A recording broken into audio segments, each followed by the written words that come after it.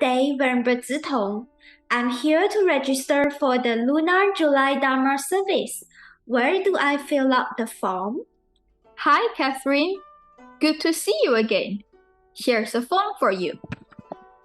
Will you be attending the Dharma service? Oh, of course. Lunar July is the most important Dharma service for me.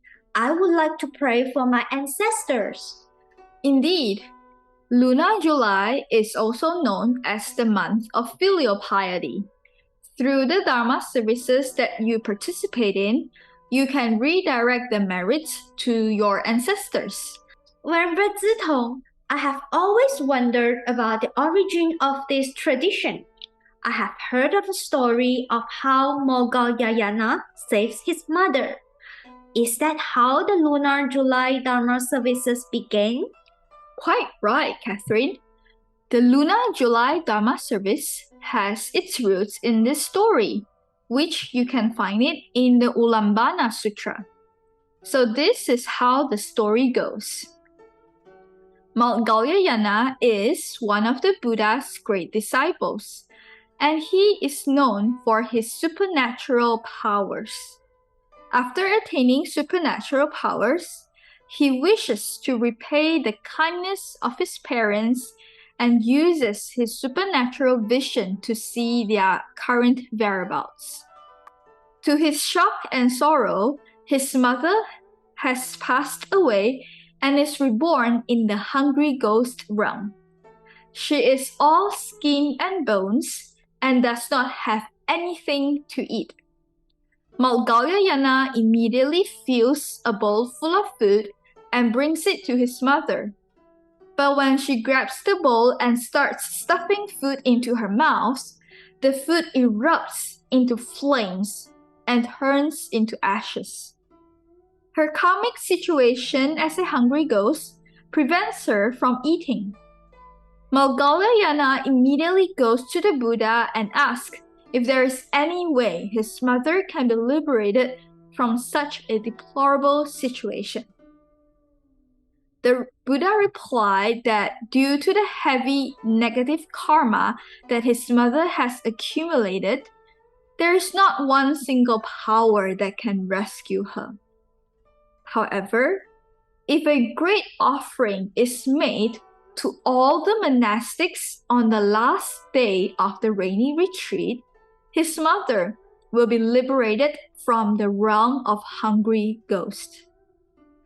Maudgalyayana follows the Buddha's instructions and prepares food, fruits, incense, oil, lamps, candles, and beddings, all of which are essential to a monastic life, and offer them to the monastic on the last day of the rainy retreat.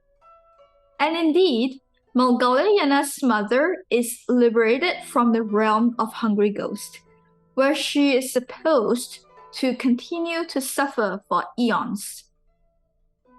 This teaching of the Buddha has been practiced and continued until today by Buddhist disciples. So, through making offerings to the Sangha, Maudgalyayana's mother is liberated from the hungry ghost realm. Is that right? Yes, you are right, Catherine. During the Buddha's time, the rainy retreat is a 3-month period from lunar April 15th to July 15th, where monastics would stay in the monastery grounds and cultivate intensively. The reason being that this is the rainy season in India. Not only is it risky for people to travel about in the wet climate, they also want to prevent harming agricultural crops or insects which flies about during summertime. Hence, the monastics stayed at a sheltered place and dedicated their time to cultivation. After 3 months cultivation, many monastics have made enormous progress in their practices and even attained enlightenment. On the final day, which is on lunar July 15th, the Sangha community would gather together, and report to the Buddha. If any transgressions were committed during the rainy retreat, one would come forward, confess their transgression, and repent for it. This way, one will achieve peace. Furthermore, the Buddha was joyful upon seeing the results of the practitioner's diligent practice. Hence, this day is also known as the Buddha's Joyous Day. The merit of offering to the Sangha community on this day is immeasurable and could liberate sentient beings in suffering, just like Maudgalyayana's mother. This is why Lunar July is also known as the Sangha Gem Day. I see. Not only do we accumulate merit by participating in the Dharma services, we can also accumulate merit by offering to the Sangha. Oh, now it makes sense to me why the Sangha Offering Day is held during this month. That's right, Catherine. Chinese culture thinks of Lunar July as the ghost month, where ghosts would roam around the human realm. This is why there are so many liberation services done in this month. However, Venerable Master Xing, the founder of Shan, re-established this Buddhist tradition. He named Lunar July as the month of filial piety, a month where we repay the kindness of our parents and ancestors through Dharma services.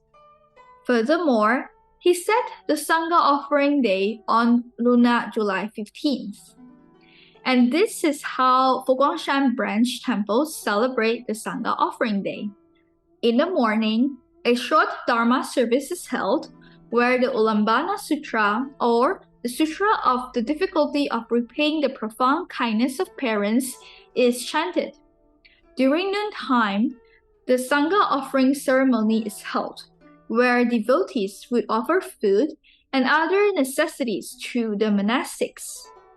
In the afternoon, a large Dharma service that aims to benefit both the living and the deceased is held. Usually, it is the Yogacara Flaming Mouth service or the Amitabha Triple Contemplation service. During Lunar July, not only do you as a devotee redirect the merits of the Dharma service and the offering to the Sangha to your ancestors, we as monastics also redirect this merit to all devotees, to their families and their ancestors. We also remind ourselves that it is possible for us to cultivate due to the support from the devotees and benefactors, and we vow to continue with the Buddhist endeavors that will benefit people from all walks of life. Thank you for your explanation, Venerable Zitong. Now I see that Lunar July is not only about praying for our ancestors. In these few months, I have learned about the Buddha Gem Day, which we celebrate the birth of Sakyamuni Buddha. I also learned about the Dharma Gem Day, which is the Enlightenment Day of the Buddha. It is because of the Buddha that we are able to learn about the Dharma and know how to live our life righteously. What other significance is there to the Sangha Gem Day? Well, as Venerable Master Xing writes in the chapter Taking Refuge in the Triple Gem, which you can find in the book Buddha Dharma Pure and Simple, the Buddha is like the light that nurtures all beings. By taking refuge in the Buddha, it is like building a power station in our mind that continuously generates wholesome qualities of loving kindness, wisdom, and faith. The Dharma is like the water that nourishes all beings. By taking refuge in the Dharma, we are building a waterworks in our mind that nourishes our body and mind. The Dharma water also cleanses away our afflictions and defilements. As for the Sangha is like a field, enabling the planting of merit and virtue. The Sangha is a teacher and a wholesome friend. For example, Avalokitesvara Bodhisattva, Maitreya Bodhisattva, Siddhigarbha Bodhisattva, and eminent masters are all our teachers who educate, instruct, and pass down knowledge to us. The Sangha serves and offers all beings convenience. By taking refuge in the Sangha, it is as if we are owning many fields over which crops can grow into bountiful harvest, and buildings can be constructed to enhance urban development. Thank you, Venerable. I feel this has changed my understanding of the Lunar July tradition and the significance of the Sangha Gem Day. I used to be afraid to go out on Lunar July because of the so-called ghost month. But now I know that I can transform my fear into gratitude to the Triple Gem. The Buddha is the light that guides us on the right path.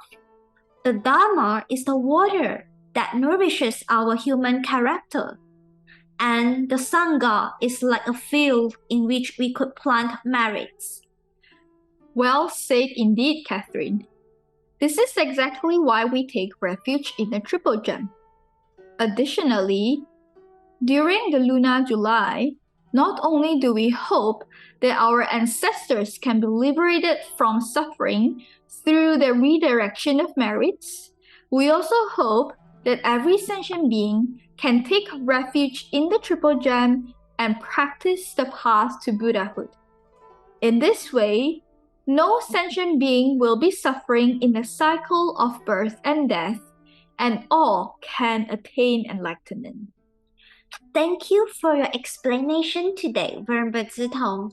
I feel that I have a better direction and mindset when I participate in the Dharma services.